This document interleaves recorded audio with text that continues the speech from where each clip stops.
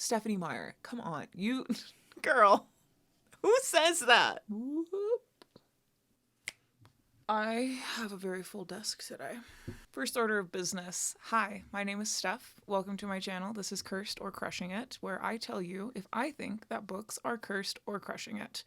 I do book reviews as well as full book breakdowns, and I often have a fun drink. So today, part of the reason why my desk is so crowded is because I have 3 fun drinks. I have water, which is fun enough. I have my fun little monster, and then I also have a bit of wine. And this time it's actually in a temperature controlled thing, so I'm not just gonna like sit here and have it get warm. It's white wine. It's cold. Ooh, how fun. If you are new here, thank you so much for being here. If you are returning, thank you so much for coming back. And if you could, leave a like down below and a comment, I would really appreciate that. If you are not subscribed to my channel, please consider subscribing. I would really appreciate that. Let's just get ourselves together really quick. So my notes are, again, like below the camera today. So hopefully this isn't distracting me being like down here. I'm coming to you this day, January 2nd, I have great news for you. This is part 1 of our Twilight and Midnight Sun tandem read. Yay! I do have my viewfinder out today, so I'm going to be conscious about trying to look at the camera and not at myself. I do need the viewfinder today for some of the things that we're going to be doing in this video, so sorry about it. Without further ado, let's get into it.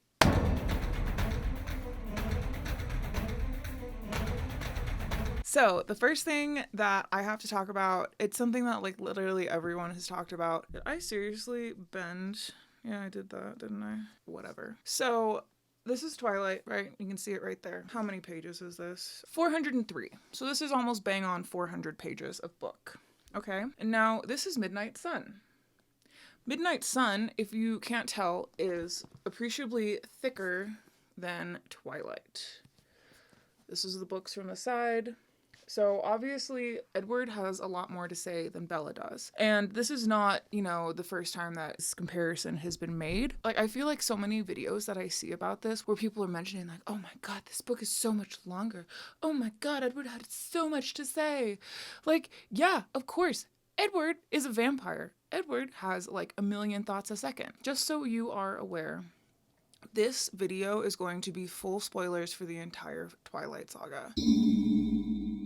If you are unfamiliar with the story as a whole, I encourage you to read the story for yourself first before you come here for this. This video is definitely, everything's gonna be laid out. Edward is a vampire. In this universe, vampires don't sleep. They also process much faster than humans do. So Bella is having the thoughts of a person in real time, right? Just like we would. Whereas Edward is having way more thoughts than she is at once, purely because he is capable of doing that. Additionally, Edward doesn't sleep. Guess what he's doing? Stuff. All the time. And guess what Bella does? She sleeps. We see maybe 3 of her dreams in this, and they're described, in 3 paragraphs or less. So while we're getting, a couple paragraphs or a page break for Bella going to sleep, Edward has a whole night of stuff that he's doing, and we get to see it. I don't know exactly how many times. We get to see it pretty often, there's a lot of that. Edward's busy. Okay, that's what I have to say in defense of the length of the length disparity here for the same story. Edward is busy. He is also verbose. Just a commentary on these books as a whole, before we even get into it, one of the things that I picked up on so quickly as I started to read this was the fact that in Twilight, we have ly adverbs everywhere. I ate breakfast cheerily. I listened to music angrily. I walked stormily. She, in 2003, when Stephenie Meyer was writing this masterpiece of a book, she used so many ly adjectives in so many places.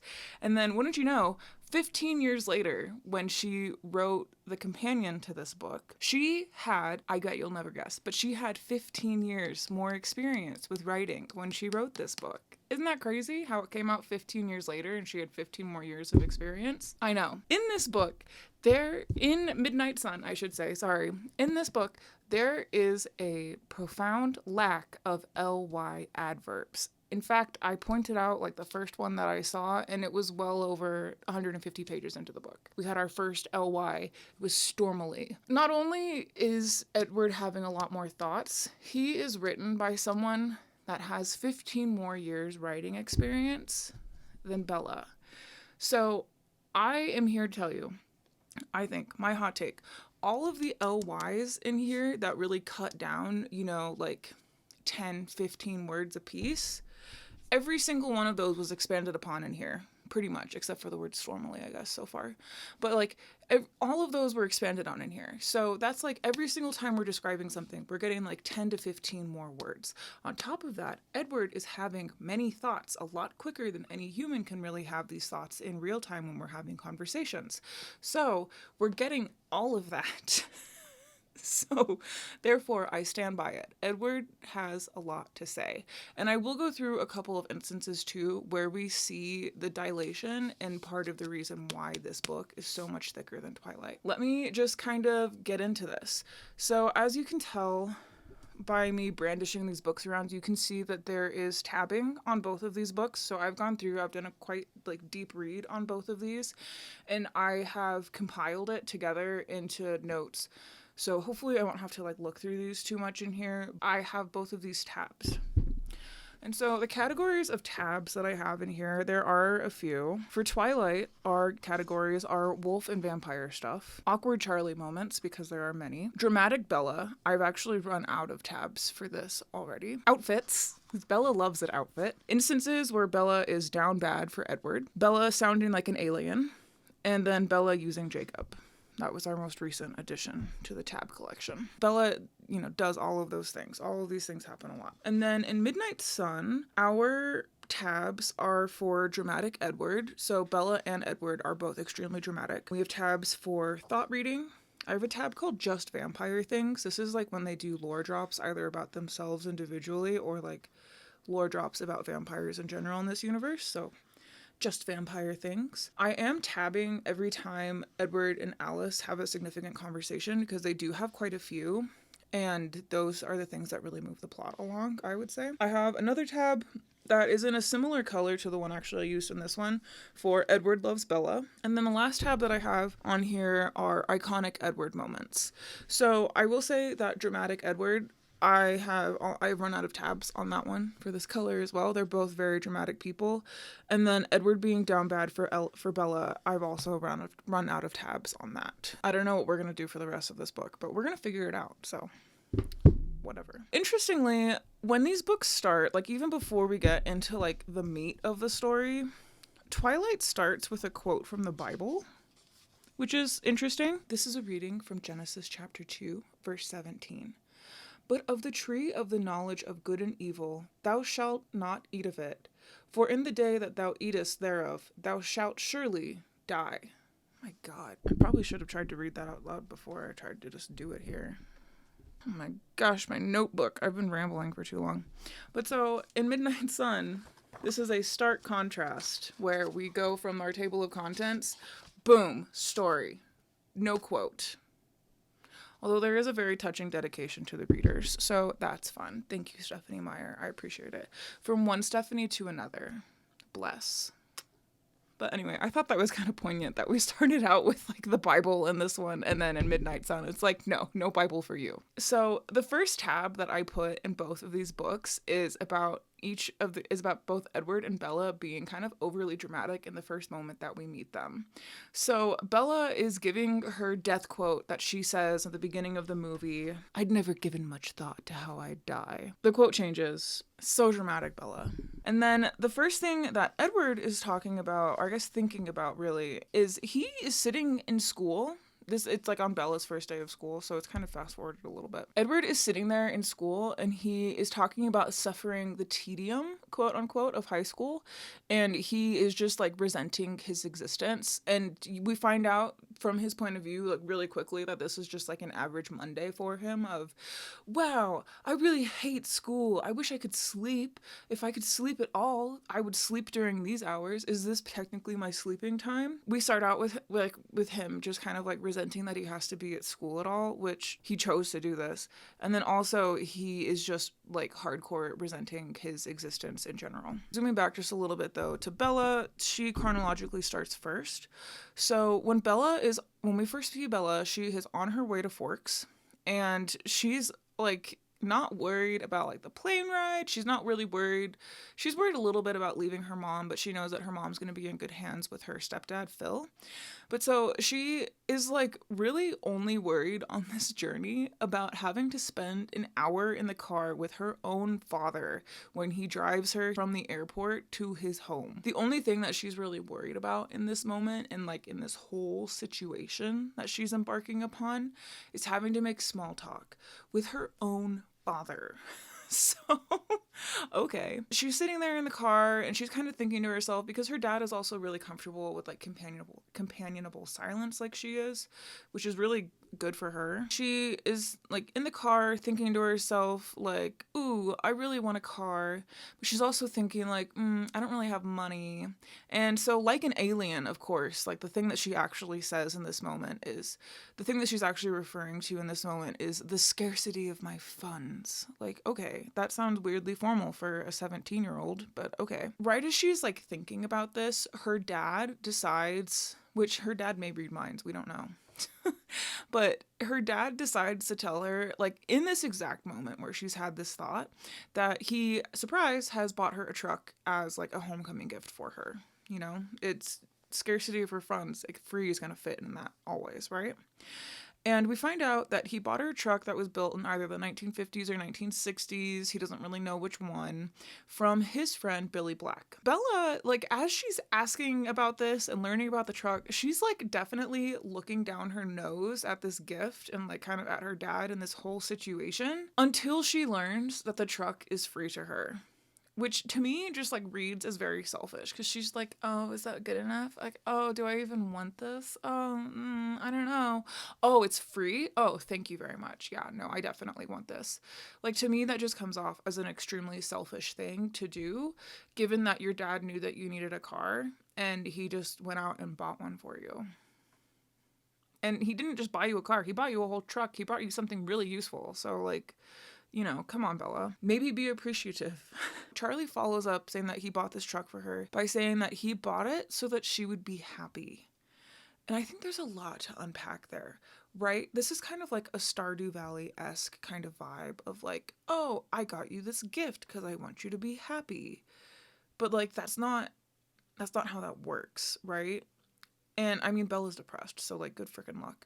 But he bought her the truck so that she would be happy. That says a lot about what Charlie is thinking about himself. I think that it kind of demonstrates that he is worried that he's not going to be good enough for her specifically. And I really feel for him having that kind of thought, because that, like, that's rough. During this conversation where she's asking him about the truck, where she's like looking down her nose, where he's like, oh, I just want you to be happy here with me, she has to like physically restrain herself from calling him Charlie. She has to force herself to call him Dad. And she's like reminding herself actively in this conversation, like, oh yeah, no, Charlie's here. We can't just call him Charlie. We have to call him Dad to his face. How did you ever find yourself in that kind of habit? Like, I spent a lot of my life not living with my dad, and I never once was like, oh yeah, Scott, how's it going? What? I don't know. Whatever. I also didn't grow up with a Renee running my household, so maybe that speaks to that. When they are pulling up to the house after this hour-long car ride that she has been dreading, so congrats, Bella, you have survived the car. They pull up to the house. Bella's like really quick to remind us that her parents' marriage failed like really, really soon after it like got off the ground. She tells us that Renee, her mom, left Charlie, her dad, pretty shortly after she was born, because Renee just didn't want to be in a stable home, is what it comes down to. Charlie was really busy taking care of his parents, who were ailing at the time. He was not like the fun and spontaneous guy who just like went camping with her while she was pulling through Forks a few months earlier. That was kind of it. She was just like, well, I don't really like this whole adulting, stability, parenting thing. I'm just gonna like take our kid and leave. And she takes the kid to go be fun and spontaneous with her, like by herself. So that makes a lot of sense. So we get into the house. Charlie shows Bella her room, and he proceeds to just kind of leave her alone. So when they pull up in the house, Bella just starts like kind of talking about her family life and her family history. And she says, "Eventually we made it to Charlie's. He still lived in the small 2-bedroom house that he bought with my mother in the early days of their marriage. Those were the only kinds of days their marriage had.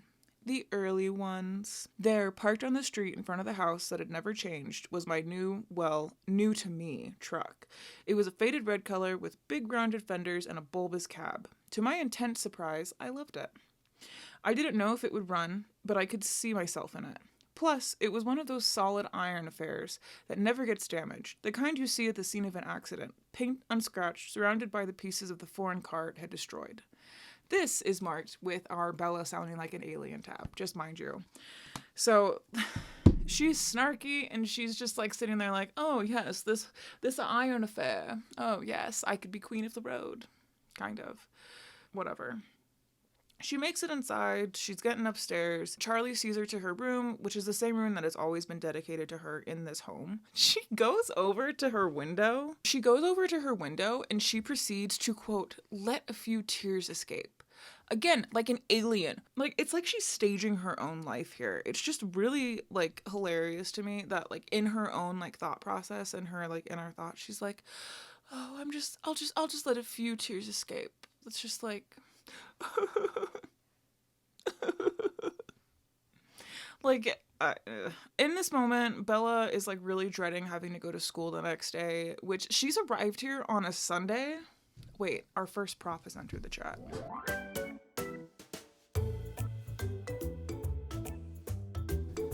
So Bella, this is the 2025 calendar, just so it's going to be off a day. So, here, January 17th, Bella moves to Forks. January 18th, literally the next day, which is a Monday in 2005, she goes to school. I think that is a pretty brutal turnaround. Like, they didn't even let her move on, like, a Saturday or something. Or, I don't know. Let's think about 2 weeks before this, where she was presumably on Christmas break for her school, and where the other school was presumably on Christmas break. Why couldn't this happen, like, 2 weeks earlier? Excuse me, are you really telling me that this was, like, the only time that they could do it? Screw off. Also, I just realized, if she was moving around this time, like, this would have definitely interfered with MLK Day. Why did they have to go to school on MLK Day? Usually you get that kind of day off. While she is dreading having to go to school literally the next day after she has moved to this new town that she hates, mind you, she's like, I don't relate well to people, period.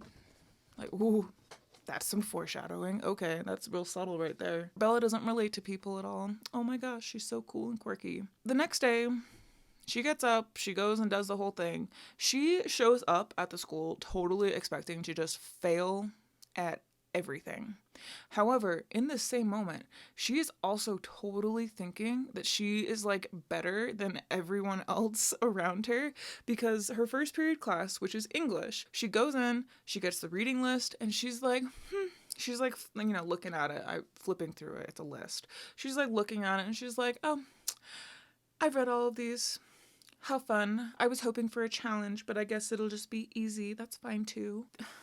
Okay, that's cool. Meanwhile, our guy, Edward, is just kind of like chilling at school. Again, he is hoping that he could sleep, defining school as like purgatory or hell on earth for him. Like, he's just like, why do I have to do this? I hate this so much. Because Edward can read thoughts, he is just kind of like scrolling through their thoughts, like you would scroll through, like, your feed on Instagram or something. So he does kind of a round robin of what everyone's thinking. He starts with Rosalie. Rosalie is thinking of how extremely beautiful she is and how superior she is to, like, all other people. In the exact moment she's, like, thinking about her hair, she's like, no one has perfect gold hair like I do, now do they? That's unfortunate for them, but great for me. I mean, she is much more beautiful than all of the other humans that are around her, so I don't really know what she, like, thinks that she's doing here with this comparison, but nonetheless, she's out here comparing. She feels great about herself. Emmett is currently mad about losing in like a wrestling match to Jasper the night before, one of the other siblings, and he is just sitting there being mad about it. But his thoughts, according to Edward, are seldom secretive or things that you wouldn't be proud of. He calls him a simple man in no uncertain terms. Jasper, meanwhile, is suffering. Unequivocally, he is absolutely suffering. He is clinging on to his sanity for dear life. Jasper, as a vampire, is the newest vampire to be a vegetarian, like the Cullens. So that means that he is probably most acquainted with the taste of human blood out of all of them and has the most recent memories of human blood, very likely. So Jasper knows exactly what he's missing, and sitting in a school full of humans, as one might be able to imagine, is very hard for Jasper to do. Alice in this moment actually reaches out to Edward. The way that happens is she'll just think his name, and then he's kind of like there. He describes it as someone like calling his name in a room. He just kind of like snaps over to it without even thinking, and so she says his name and gets his attention that way. Alice calls him to ask him about how Jasper is doing. And Jasper, he says that Jasper's, hanging in there, but he's not doing great. And so Alice is sitting here and looking into the future and just trying to like get an idea of exactly how dangerous Jasper is in any given moment. That's kind of her like job in this scenario, is to make sure that Jasper doesn't fuck everything up for them by killing people. But also Jasper doesn't want to kill people because he doesn't like it. So she is trying to support him in what he wants to do, even though it's very difficult for him to do that. Another bit of context that we have here is that it's been 2 weeks since Jasper last went hunting, so since he last had blood from an animal, and he is like feeling it. He is so thirsty, and so that's just kind of adding to this whole suffering that he's experiencing right now, trying to like hold it together and not kill the people around him. Very quickly, the way that Edward talks about them, it's a romance book, right? All the couples that are established are like perfect for each other. So he kind of talks about how Emmett and Rosalie and then Alice and Jasper are basically perfect. Back to Bella. As she is kind of like going through her first day, she's being like extremely snarky and like totally looking down at everyone around her just because they live in Fork, just because she's read her entire reading list basically. Like, it is like really unsavory that she thinks so highly of herself in comparison to them, but then also she thinks really badly about herself at the same time, like secretly. And while she's here too, she's also acting like it's such a huge chore to be doing what she's doing, when what she's doing is she is allowing her mom to go travel with her stepdad, who, plays baseball and travels a lot. And she's going to go live with her father, who is A, more capable of taking care of her, and B, very interested in having her around and wanting her to stay. So, like, I don't get why she is kind of like looking down at everyone and everything in this town so much. Like, her mom was tied down by her, and she made her feel that. Her dad is welcoming her with open arms. I don't understand this logic, it doesn't make sense. Whatever. Bella is looking down her nose at everyone, and as far as I can tell, even from her own perspective, everyone that Bella has met so far in Forks is being just polite and inviting, and they're just being like small town style. Especially like Pacific Northwest, I feel like there is a level of like niceness that people have there, and they're living up to it. They're being nice. Like, go figure. People are actually going out of their way too to be nice to her, right? Like, Mike Newton does. Angela, I wouldn't necessarily say does, but she is like a genuinely nice person.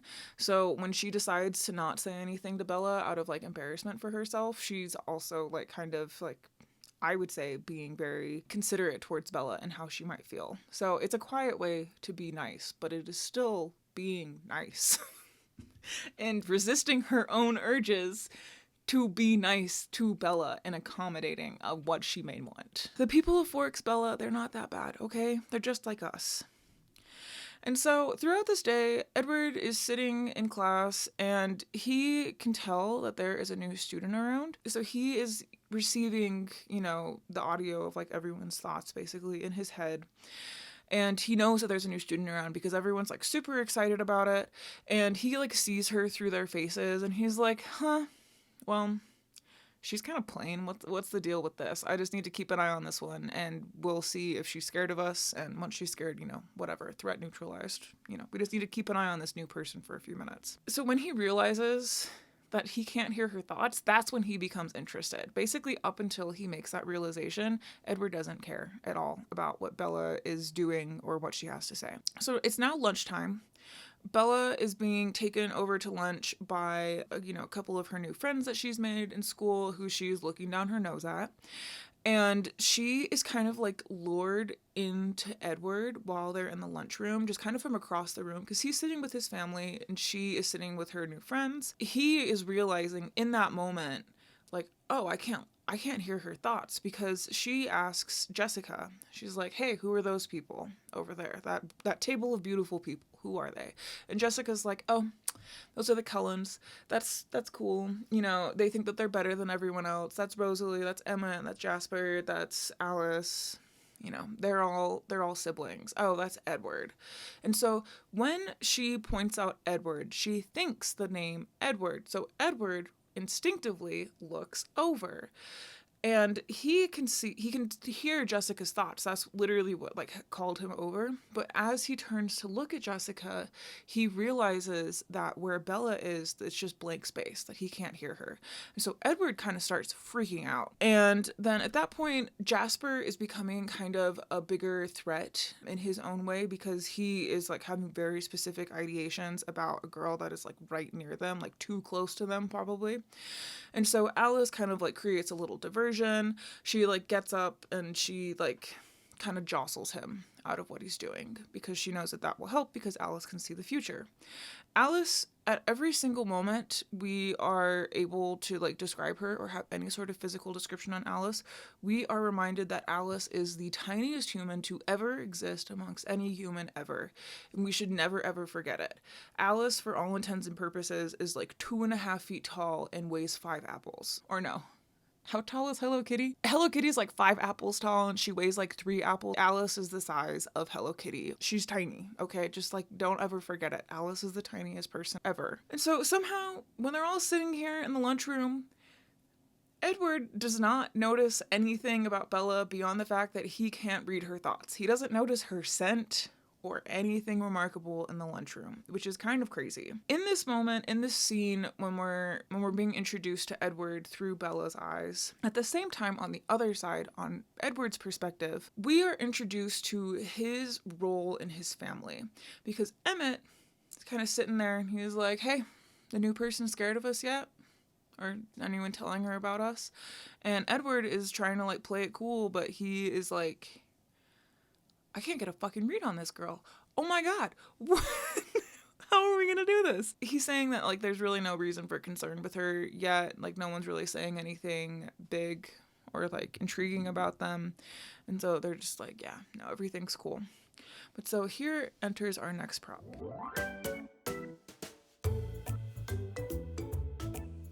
Okay, I've got a whiteboard. I would like to illustrate for you Edward's job and just kind of what this whole deal is. In this world, we have the sea of normie thoughts. And so the sea of normie thoughts are all of the thoughts that you and I are thinking. Notably, within this sea of normie thoughts, we have Bella's thoughts as well. Bella's thoughts are not part of the sea of thoughts, okay? So here, enter in, we have Edward. Edward is sad. He is emo, okay? And Edward's role in this is to listen to the sea of normie thoughts, to listen and judge. The second part of Edward's role is to take the sea of thoughts that he is listening and judging, and then he is meant to report that back to his family, okay? So let's get a close-up on this family. So we have Carlisle, we have Esme, we have Emmett, we have Rosalie, we have Jasper, and we have Alice. Of note here, Jasper is very tall, and Alice, lest you forget, is very, very short and tiny. So here's everyone that we have. So Edward's whole job, and where he fits into the Cullens, is to be this sentinel and this bridge to the outside world thought. So he can basically tell them if there is trouble brewing.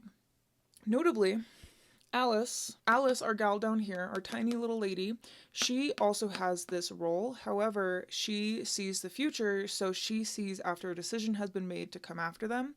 She can't see in real time these kinds of thoughts forming and like actively combat it.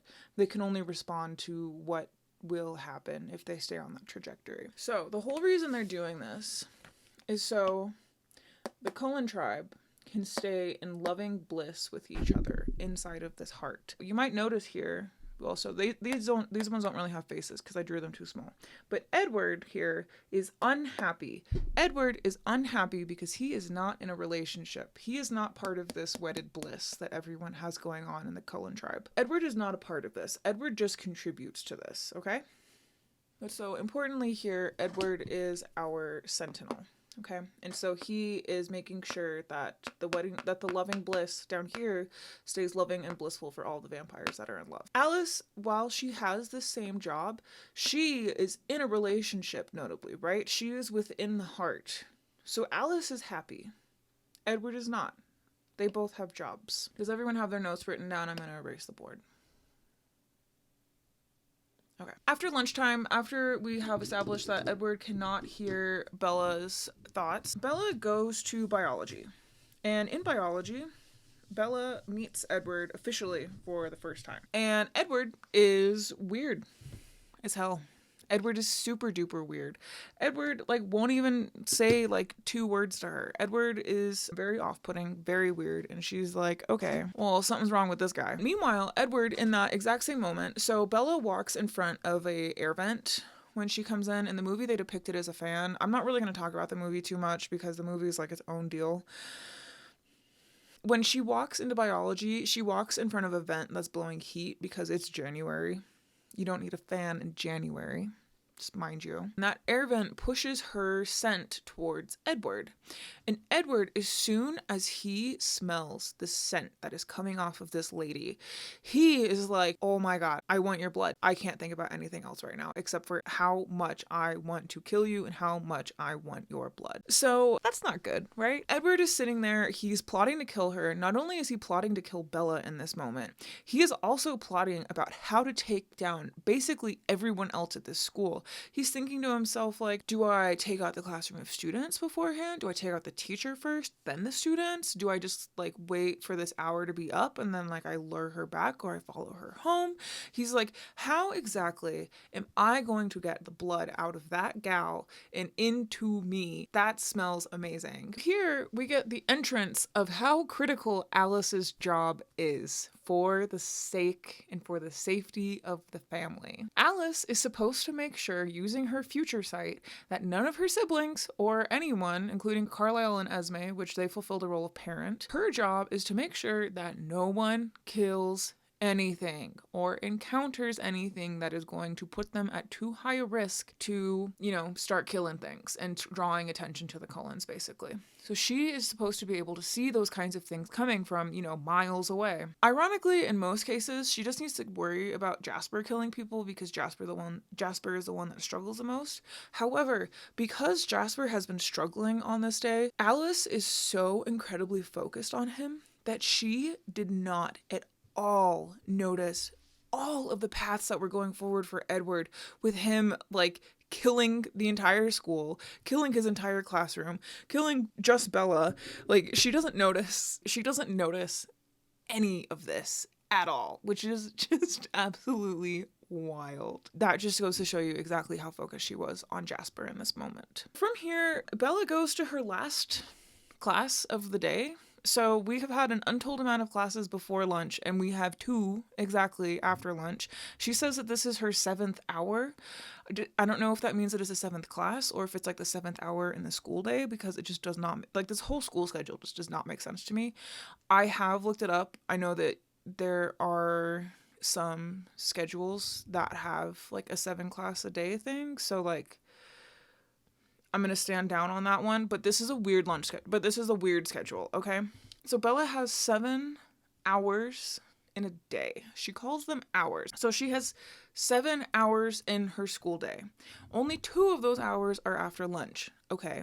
So first hour is English, second is government, third is trigonometry, 4 is Spanish, 5, I can only assume is lunch in this case, because she goes from Spanish to lunch every day. Like, there's never any change to that. And then from lunch, she always goes to biology. So I'm taking lunch as the 5th hour of the school day, which is cool that she gets an hour for lunch, because you don't always get that with most schools.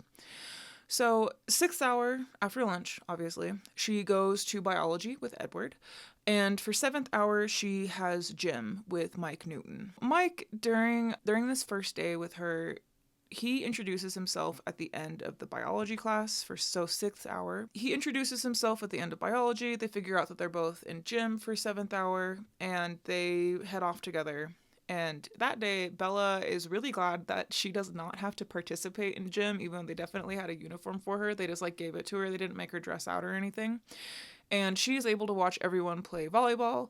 And while she's doing this, she just kind of like sits there like waxing philosophical about like how unathletic she is. So that was like pretty freaking funny. While Bella is in gym with Mike, Edward goes to Spanish for 7th hour with Emmett, his brother, with the muscles. Rah! Emmett is a very strong vampire, just so we're all aware. That is not like a gift of his. He's just very strong. That's just who we be, man. Edward goes to Spanish with Emmett, and then right when Spanish ends, he like flies over to the admin office to try and transfer out of his 6th period biology class. So unfortunately for him, Bella, as part of her enrollment, had to get a slip filled out at every single class that she went to that day, and then after all those classes were over, i.e. right now at the end of the school day, she has to go back to the main office to drop off her slip and complete her enrollment in all of her classes. And so Bella walks into the office because that's what she has to do, and Edward, he doesn't notice at first, right? Because a whole like gust of like fresh air comes in, or like whatever kind of like non-smelly Bella air comes in. But then very quickly after that, he does smell her, and he's like, fuck. And he just storms out of the admin office. And Bella's just sitting there like, okay, I don't know what the hell I did to that guy, but that wasn't fun. So he immediately just gives up on trying to get out of biology, and he just kind of storms out. Like, he's really breaking the facade of like, you know, cool, calm, collected Cullen kid. He's very much not cool, calm, or collected in this moment.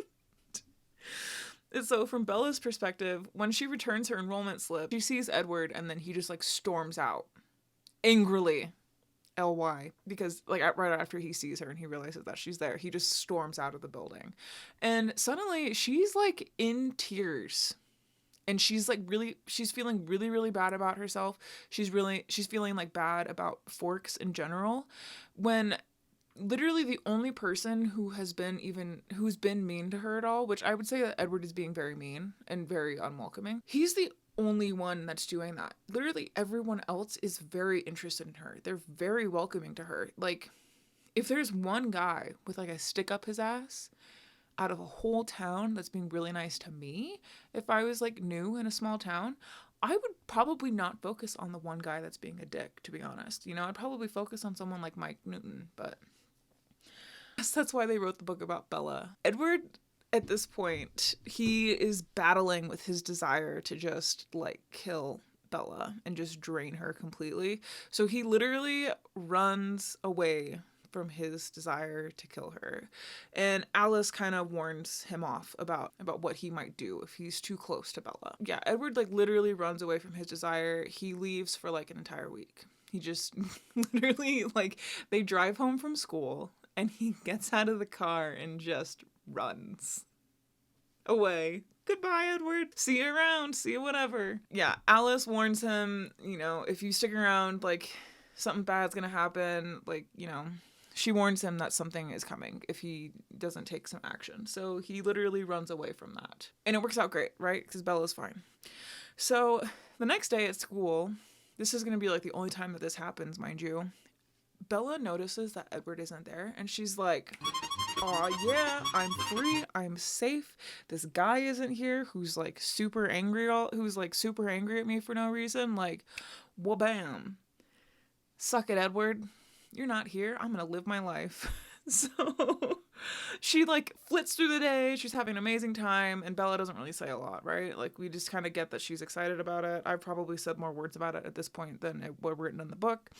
And she is so excited, and she has her grocery shopping money with her, and she just channels all of that excitement into going to the grocery store to shop for like dinner for the week. So okay. She's going back into her old habits that she had with her mom, and she's now applying them to Charlie. So she's taking care of him like she's the parent, even though Charlie has been taking care of himself, and he took care of his ailing parents when she was a baby.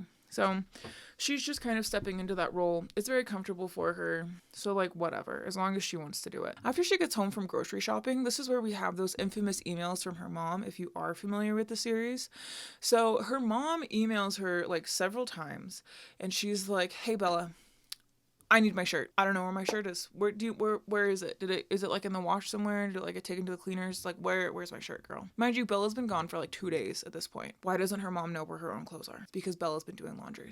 Bella's been managing the whole house. Bella's been managing her whole mom's life. So like, Renee, you're the worst. But so Renee, the mom, she emails Bella. She sends 3 of them. The first one, she's like, "Hey, where's my shirt? I need my shirt." The second one, she's like, "Hey, by the way, how are you?" And the third one, she's like, "If you don't email me back right now, I'm going to call the police in Forks, and I'm going to find out where you are." It's like, okay, let's like maybe calm down. Bella has had her first day at school, mind you, right? This is 2005. She's not going to be firing off emails from her phone at school. Like that's a no-go. So number 1, Renee, let's maybe calm down a lot. And then number 2, like find your own damn shirt. The first thing out of your mouth to your child who has just moved out of your home and in with her dad should be, "Hi, honey, how are you? How was the trip? How was everything?" Renee's just the worst. And this is just a shining example of how she's the worst. And yeah, then on top of that, coupling that with like a threat to be like, "Oh no, I'm gonna come hunt you down. I'm gonna call the police. I'm gonna figure out where you are." Calm down, Renee. It's not, she's living with her dad. She's gonna be fine. She had school all day. Bella responds to the emails. She's like really nice about it. She's like, "Hey mom, your shirt's at the cleaners. I told you that before I left. Go pick up your goddamn shirt." And then she's also like, you know, "People are really nice. I like Forks, whatever." So she totally lies to her mom because she hates Forks. But then Charlie gets home. They have like a really nice and normal dinner. I don't think they really go into what it is. It might be steak and potatoes. During the dinner, Bella asks Charlie about the Cullens, and she finds out that he really likes them. He thinks that the kids are really good. I mean, from a police officer's perspective, right? The kids don't get in trouble. Like there's nothing that really comes up with them. And then from like a community and like not cop perspective, the fact that Dr. Cullen works at the hospital and like, you know, does such a great job, he thinks that he's a real asset to the community. So he really likes the Cullens as a whole. He doesn't really have anything to say about Esme, but it's not clear that Esme leaves the house. So like, that's fine. Charlie hearts the Cullens. That's really all there is to it. And that's what Bella gets out of him that first night that they're having dinner together. Notably, Edward does not come back to school for the entire rest of the week. He's just like nopes out of there. He's like, bye, everyone. But the rest of the Cullens do keep coming back to school. So Rosalie, Emmett, and Jasper, they all keep coming back to school. And I'm going to take a break. All right. We're back. Edward does not come back to school until the following Monday, so he's gone for 6 days, because he does stay away on Sunday. During those 6 days, what is Edward doing? So Edward goes up to the Denali Wilderness. That's where we like kind of are just like plucked down in like the next chapter here after he leaves. And it's been 6 days, so we don't know what happened in those 6 days pretty much. He is spending time with his cousins, the Denalis. So they live in the Denali Wilderness and they are vampires, as one might be able to imagine. One of the cousins' names is Tanya, and Tanya, because he can read her thoughts, Tanya is wishing that he had come up there to seduce her and to, you know, take her away.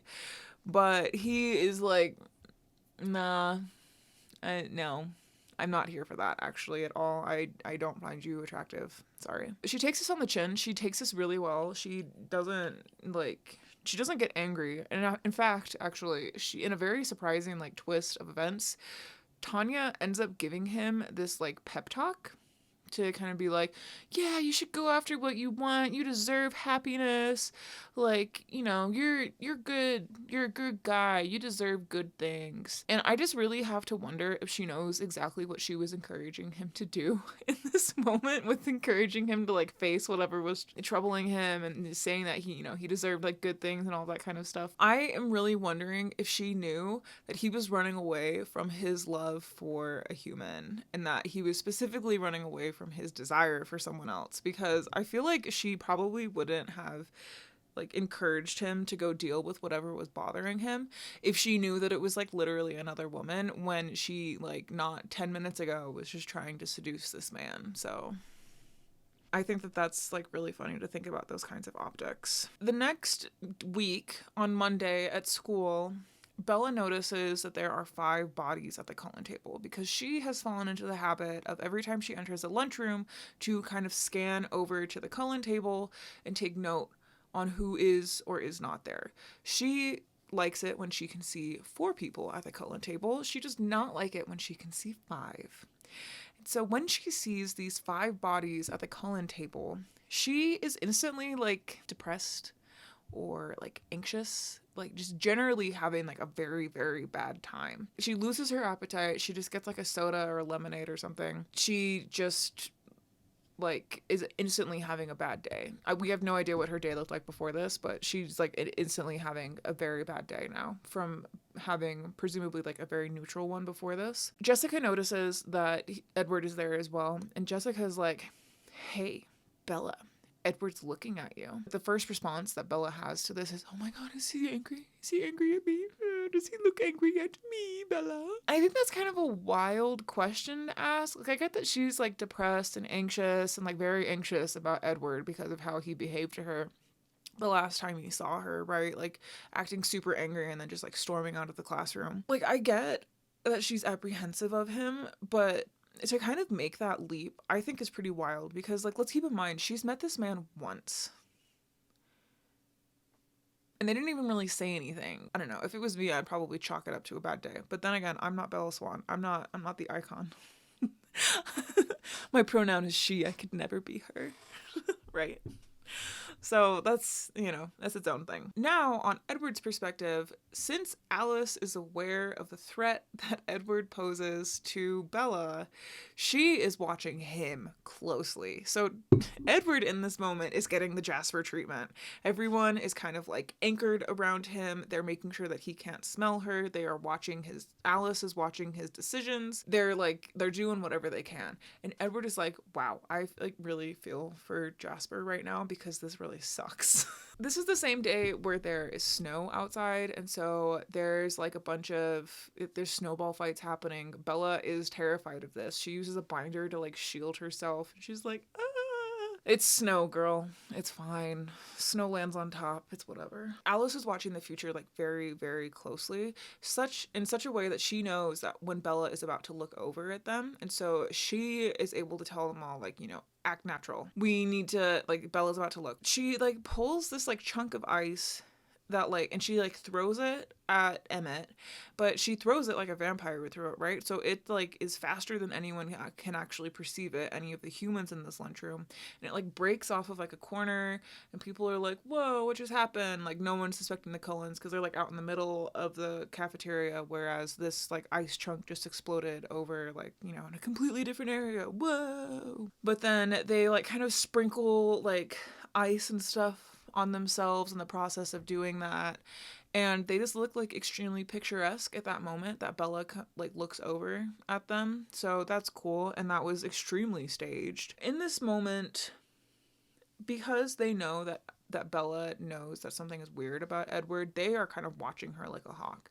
And so since Edward can't actually watch Bella, he is just kind of watching the thoughts of the people around her. And so he confirms to the other Cullens that Bella hasn't really said anything about Edward being weird or any of the Cullens being weird to her friends. Later in that lunchtime, after this whole like staged, you know, like ice crystal, whatever, like Teen Vogue magazine, basically, that it sounds like they were, you know, posing for with Bella looking at them. They all try to encourage Edward to skip biology at the end of lunch. They don't want him to go. They don't want him to be near her at all because they think that it's too much of a risk. And every moment that he sits there and he commits to being like, no, I'm going to be there, Alice is able to see in her visions that he's becoming less and less of a threat to Bella in that next hour than he was before, because he's becoming more firm in his choice. She has more confidence in him than other people do. However, like, you know, they can't see the future, so it makes sense. So after lunch,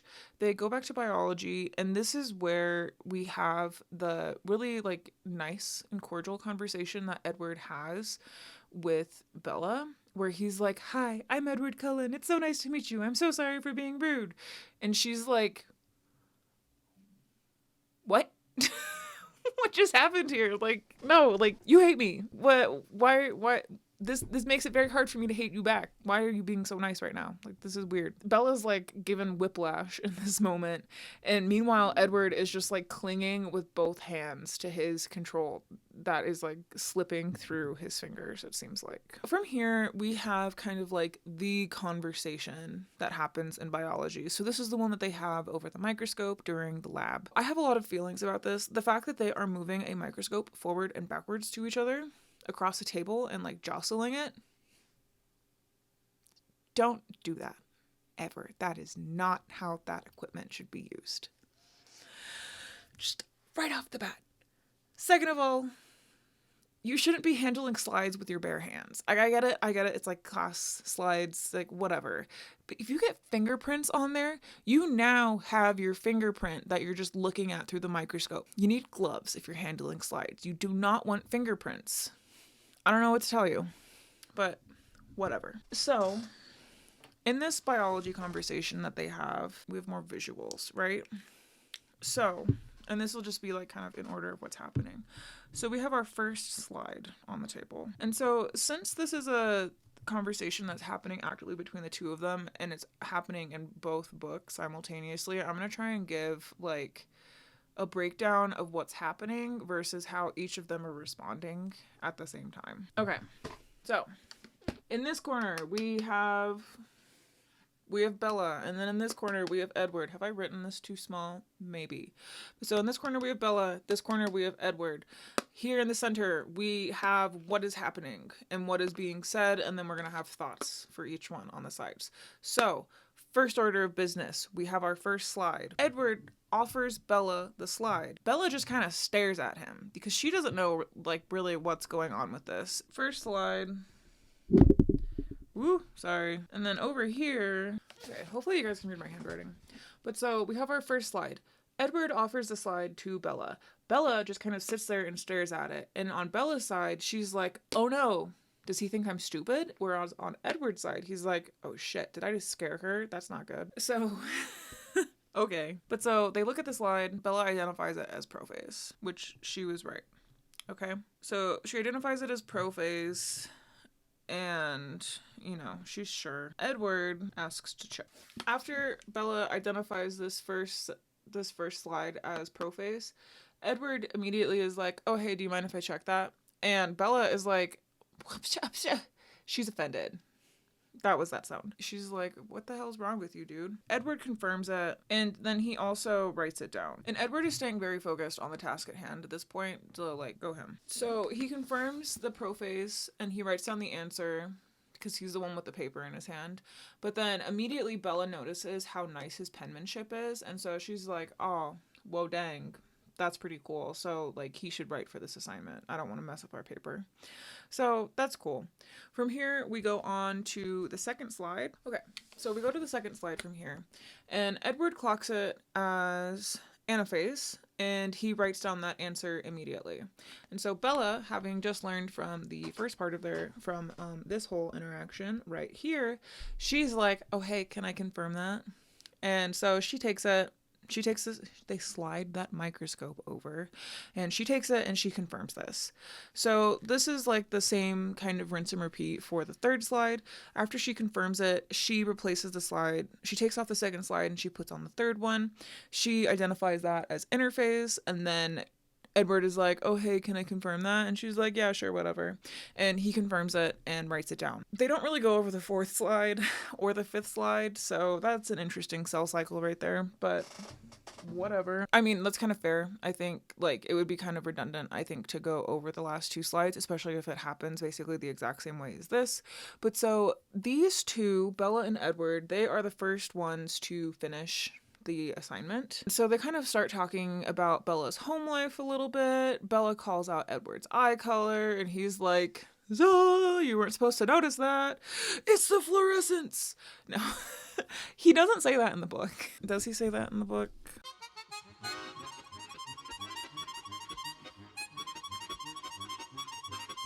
Confirmed. Edward does not say anything about the fluorescence in the book. He only says that in the movie, and I think that it's hilarious. It's the fluorescence. Whatever. But so this is because Bella is calling out his eye color. She asked him if he got contacts, and he's like, what? No, what are you talking about? And she's like, huh, your eyes are like golden. Last time I saw them, they were black. He's like, shit, I should have said yes.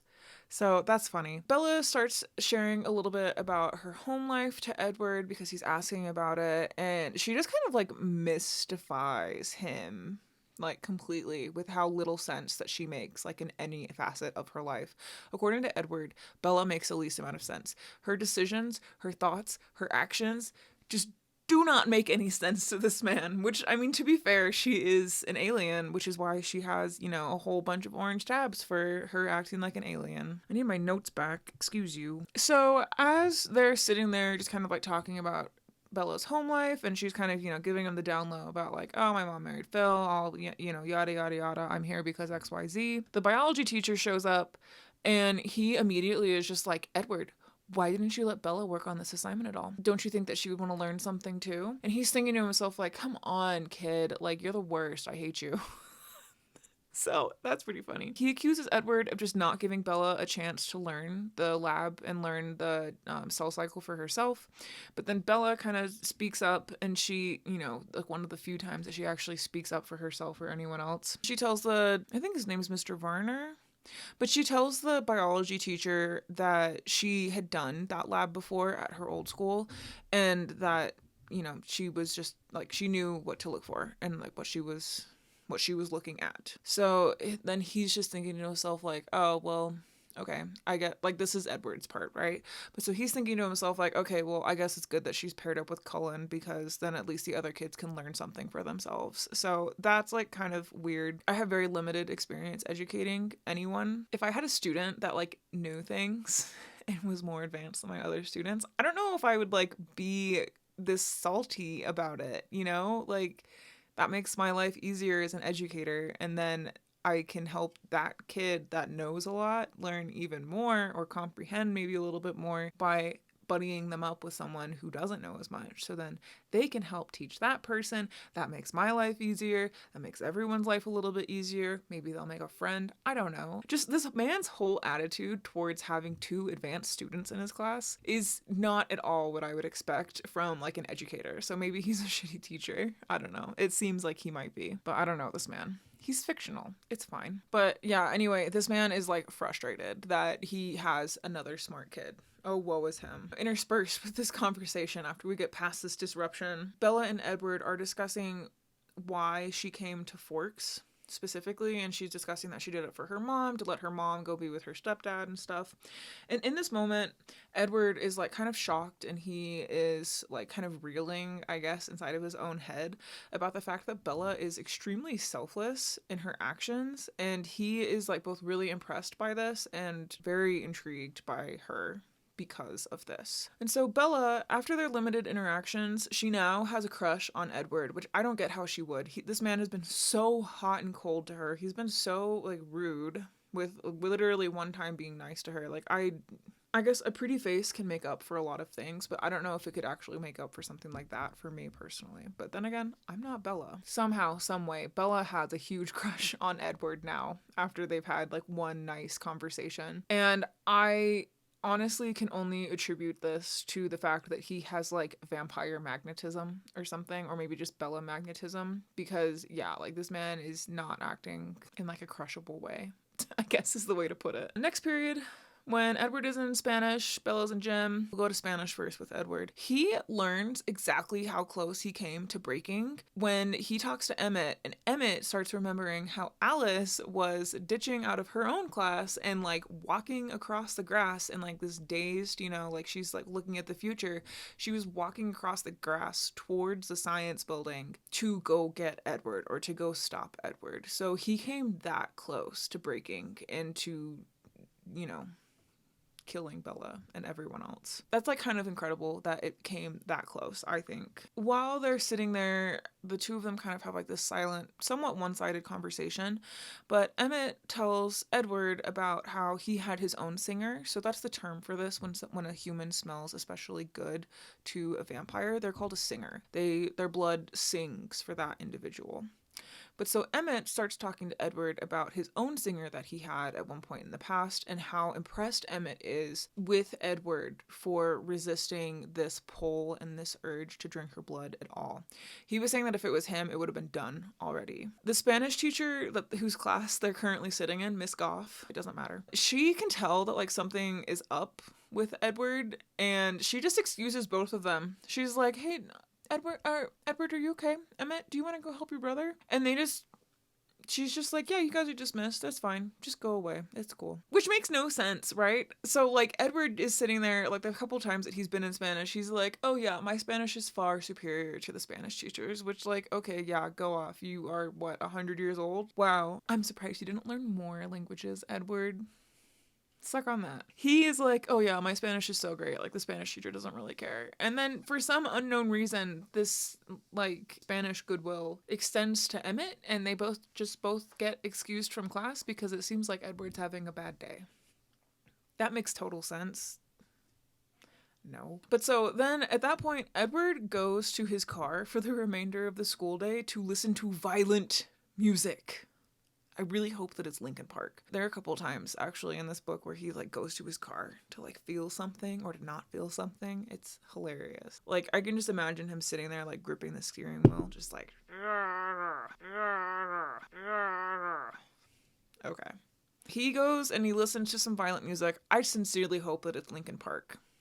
The reasoning for that will become apparent later. While he's sitting in his car, school gets out and Edward sees Bella almost just like crash into another car while she's pulling out of her parking spot, and he just laughs. He laughs, especially when she like proceeds like really slowly and with caution after she has almost, just hit someone else's car.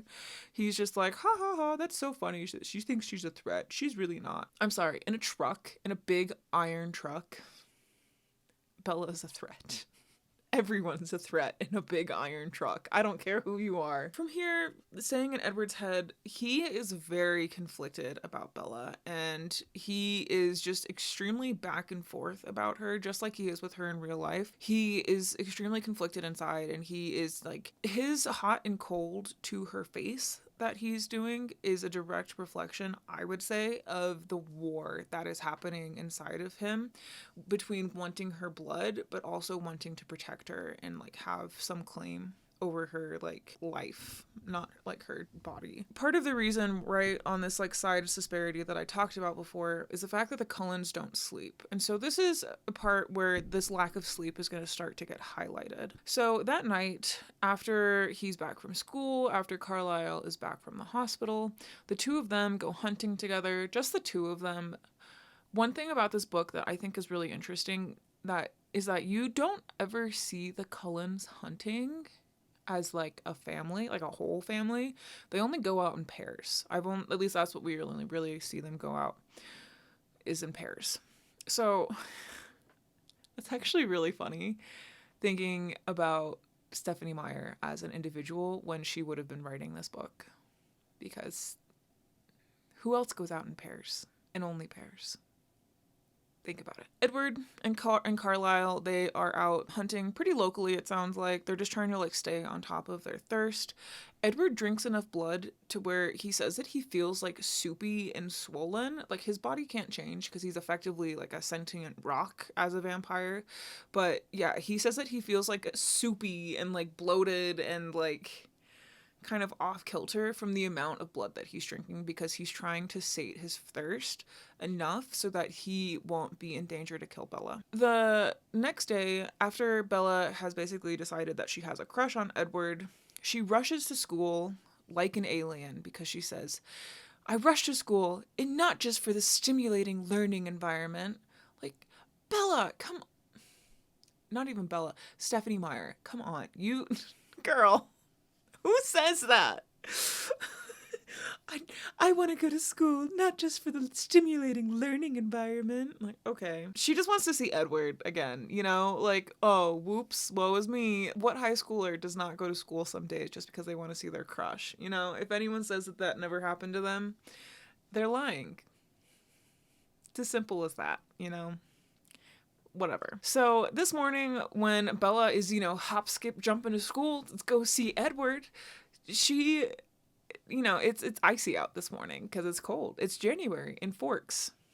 Go figure. She is like battling her life against like the clumsiness. So she's just like, whoa. It's like the Matrix, you know. She's like bending over backwards, like, ice won't get me. It does. She actually does kind of slip. But so she is like driving. She's like, when she's driving too, she's like being really cautious. And she's like, wow, I'm doing a pretty good job here. I'm not like slipping or sliding anywhere. Yeah, when she gets to school, she like looks at her tires. She gets out and she kind of goes around the back fender and she's looking at her tires and she's like, Charlie put on chains for me. That's really nice. I like that a lot. And she's like reminiscing about this. She has like a little heart emoji above her head because that's what she's thinking if she was a sim. She's out here, you know, having a good time. We have another drawing. Let me get this ready. Okay, the brown marker did not want to erase, but it's okay. While Bella is like outside and like reminiscing about like, oh, my tires are so cute. That's so nice of Charlie to do this for me. Edward notices this and he's like, why is this girl standing and smiling at her tires? This is weird. What kind of weird human am I like infatuated with right now? Like, what does this say about me? And then the car crash happens. So Edward is like, let's get our bearings here. So we'll use blue because it's icy. Here's the curb. And here is the turn that one has to make to get into the parking lot. So we'll label this. Okay. This is the road you turn into our parking lot. Here is a big patch of ice. Okay? This is important. Oh, I have red. We'll do all the colors. So here's Bella over here with her truck, noticing the chains, and she's happy and she is very nostalgic and very grateful towards Charlie, which is why she has the heart. And then across the way, we have the Cullens.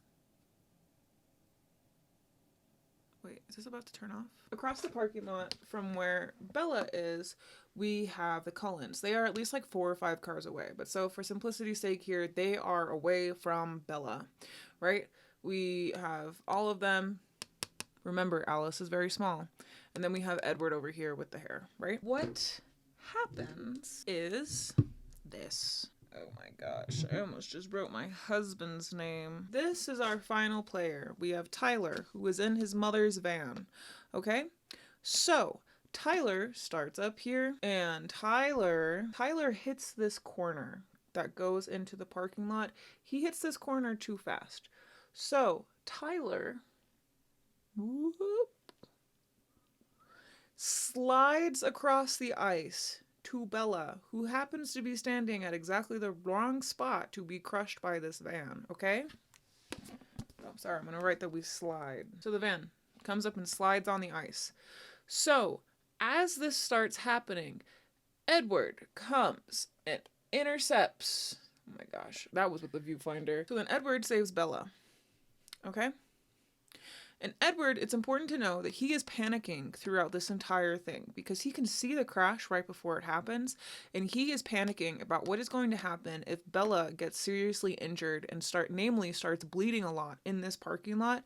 He knows that he will not be able to control himself and that he will oust all of them if this crash actually happens, okay? And the reason he's able to see this crash second before it happens is because very, very tiny Alice right here, she can see it, and so he can read her mind, therefore he knows what's going to happen in these coming seconds with this van. Edward comes in with the interception here so that Bella doesn't have to like die and spill out her blood, and so therefore by extension he does not have to oust his family as vampires and create a whole mess for them to clean up, which, mind you, let's keep in mind Rosalie over here, this is her exact like whole thing. She doesn't want to have to leave Forks, so like he's helping her achieve that goal in this moment, okay? So he goes in, he intercepts Bella so that he doesn't have to like oust himself as a vampire for freaking out when her blood is spilled and drinking all of it, right?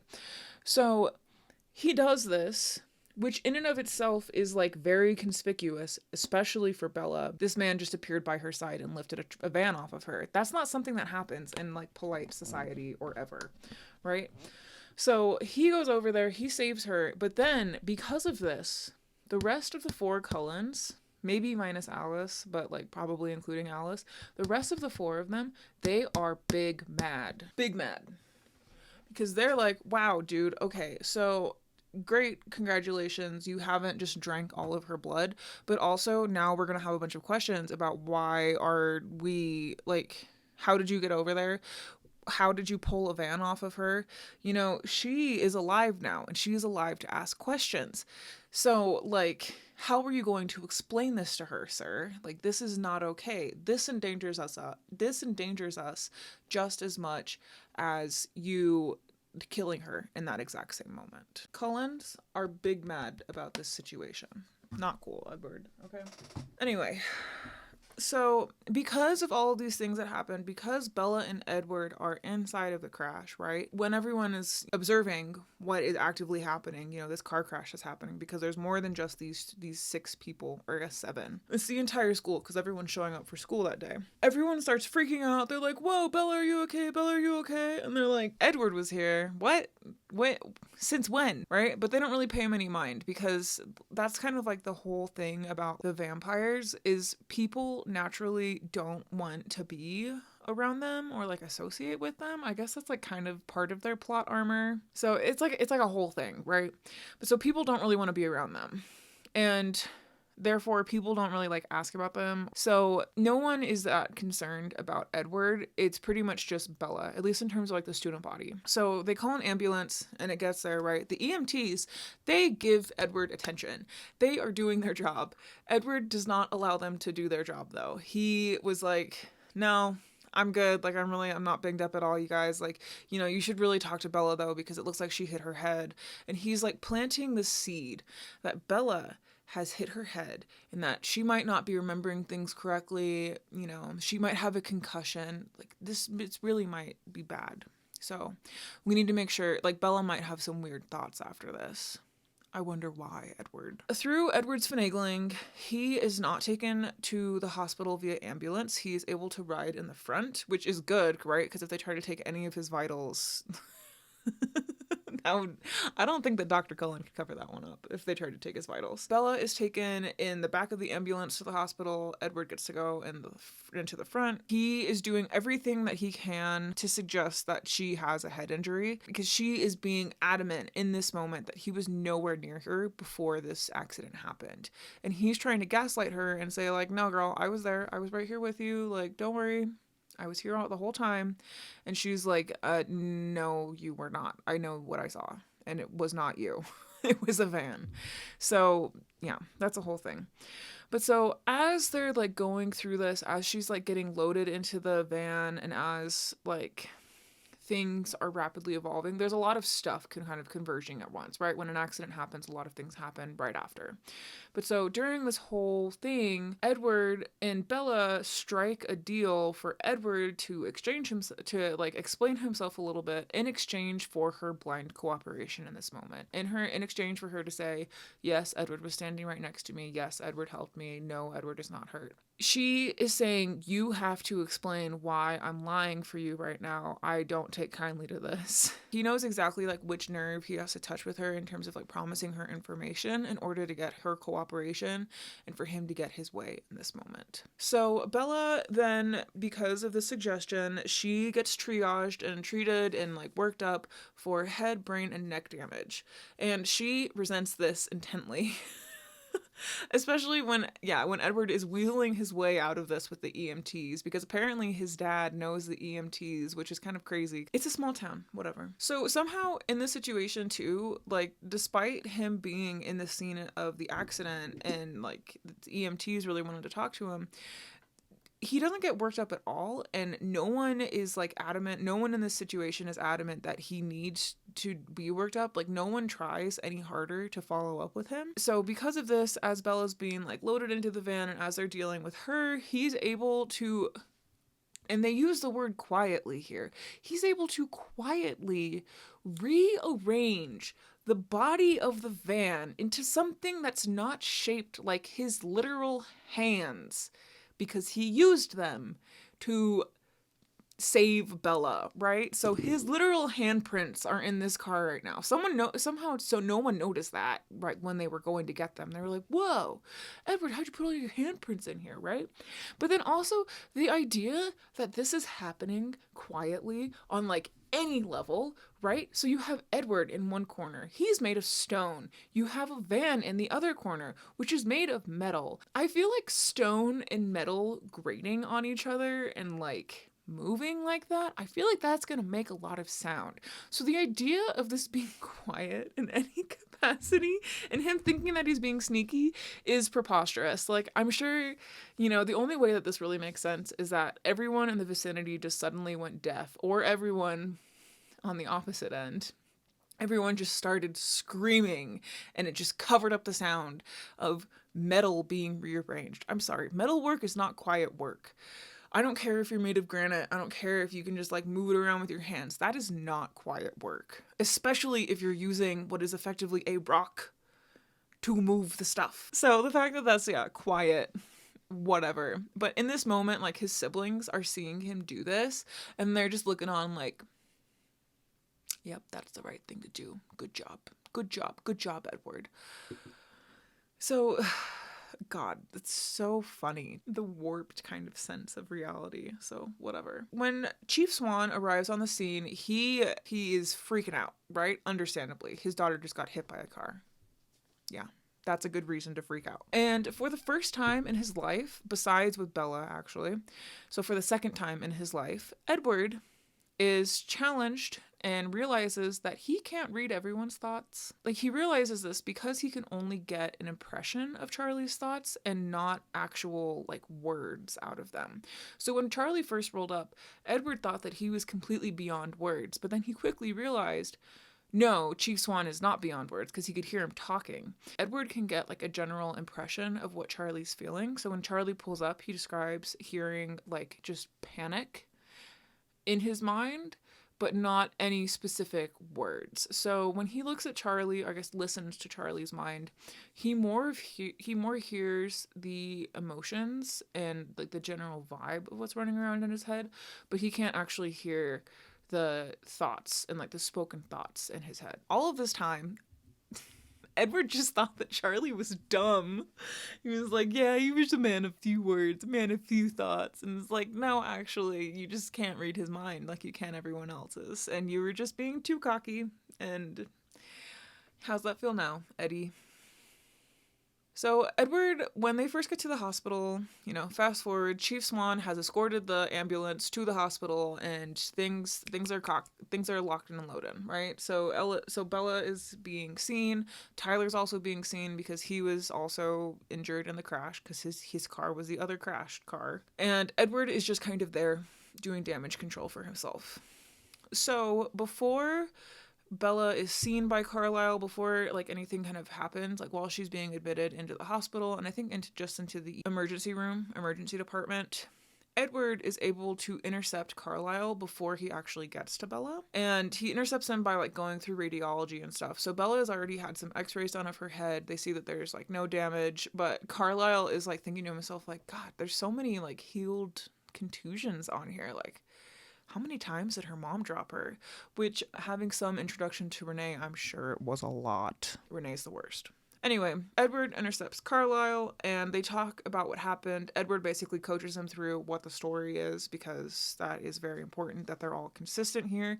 And it's important here that the doctor's notes line up with what Edward is trying to say too, for their own safety as a family, I guess is the way to put it. He's telling Carlisle, what's happened and then what he's saying about it, so that they're both on the same page. And so these two, unequivocally with this conversation, are conspiring to commit medical fraud. Isn't that fun? I love how fun it is to commit medical fraud with your family. But so the two of them are reviewing Bella's charts, which HIPAA doesn't exist in this world, I guess, at all. So that's cool. And they confirm that she's okay. Edward is super relieved. Carlisle's like, how many times did her mom drop her? Oh my God. I am going to say in this moment that Bella probably has a traumatic brain injury of some sort, or probably some lasting effects of a traumatic brain injury. So maybe we shouldn't be too harsh on her. Don't worry, I still will be. In this moment, Carlisle congratulates Edward for saving Bella. And I think that that kind of speaks a lot to who Carlisle is, because Carlisle is very much like a preservation of life kind of guy. I mean, I feel like if he was like not around and like real today, he'd definitely be like a pro-lifer. But no, not in that way. But so Carlisle is congratulating Edward for saving Bella in this moment, and for being courageous, and for doing something that didn't seem necessarily like the right thing for a Cullen to do, but for doing what was like right and correct, and for saving a life. Carlisle really commends him for that, and he's encouraging this more, I guess, benevolent side of Edward in this moment. And I think that that's pretty cool, because pretty much from every other side, Edward was about to get like chewed out for it. From here, the two of them go up and they go see Bella in the emergency room. She obviously meets Carlisle for the first time for this, because Carlisle is treating her. And during this like interview that he has with her, and where they're, talking about what's happened to her and just kind of like getting an idea of, what is not wrong, thanks to Edward. She can tell during this conversation, with the way that Carlisle is responding to the things that she's saying, especially about like Edward, she can tell that Carlisle in some fashion is in on whatever is up with Edward. And so she knows, she's like, okay, cool, well, I can't trust this guy now, but something is definitely up now, not just with Edward and his siblings, but also with the doctor. So she is understandably sus, right? Because Carlisle and Edward basically just like close rank on it.